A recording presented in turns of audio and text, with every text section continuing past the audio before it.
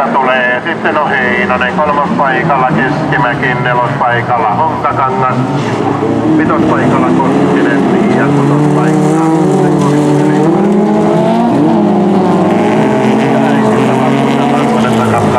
Ja kyllä Koskinen Aleksi ja sitten on kiva tuossa katsella vitospaikalla. Siinä käytiin jo, voisiko sanoa vähän ihollakin ja saman tien Honkakankaan Sakke.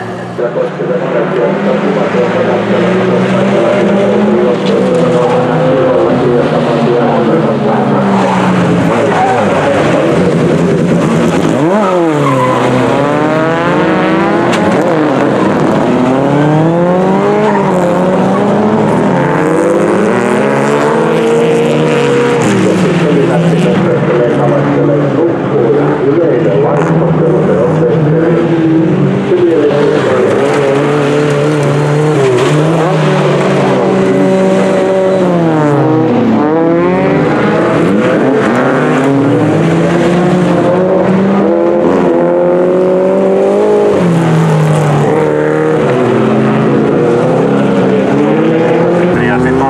Honkakankaan kakkospaikalla, kolmospaikalla Heinonen, eli ykkönen, kakkonen, he menevät semifinaaleihin.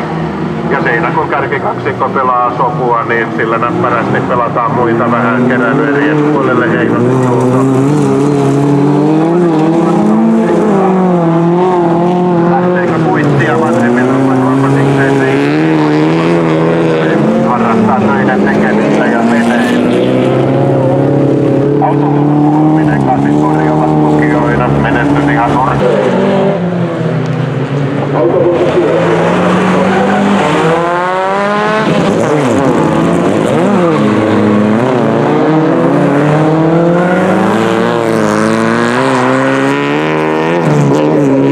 Valtakangas on noussut ykköseksi ja Sakko kakkosena. Heinonen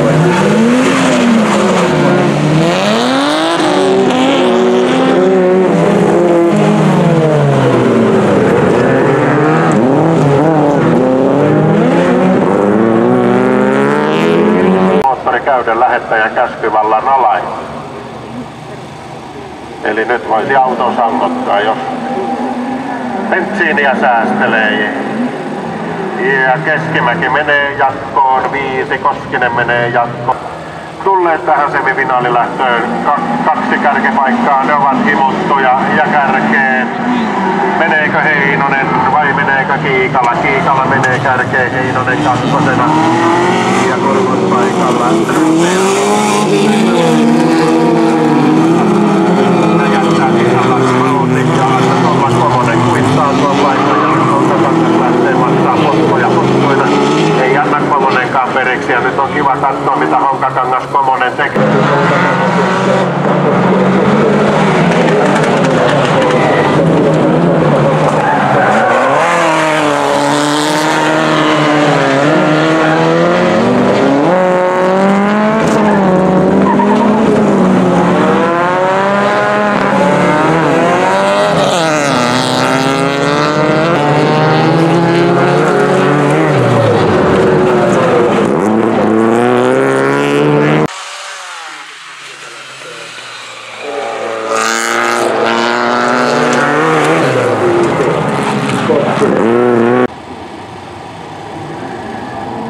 Joo, 2 parasta jatkaa nuorten A-finaaliin ja Vili Kokkonen kärkeen. Keskimäki ei menoillaan kakkosen, siinä ottaa Komonen ja Komonen ovelasti vielä Keskimään.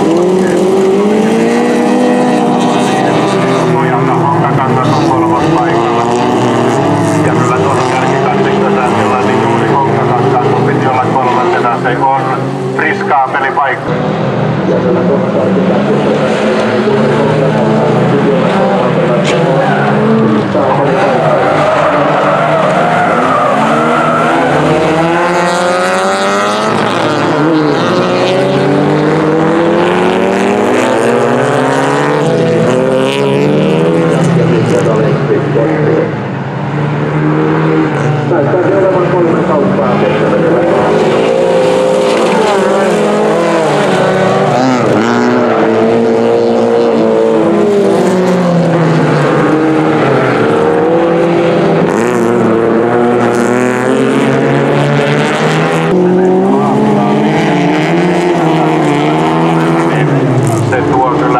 lisävauhteensa sinne. Ja nyt on mielenkiintoista katsoa, mitä Honkakangas tekee. Kyllä siellä Honkakangaskin hakee ja nyt ollaan aivan...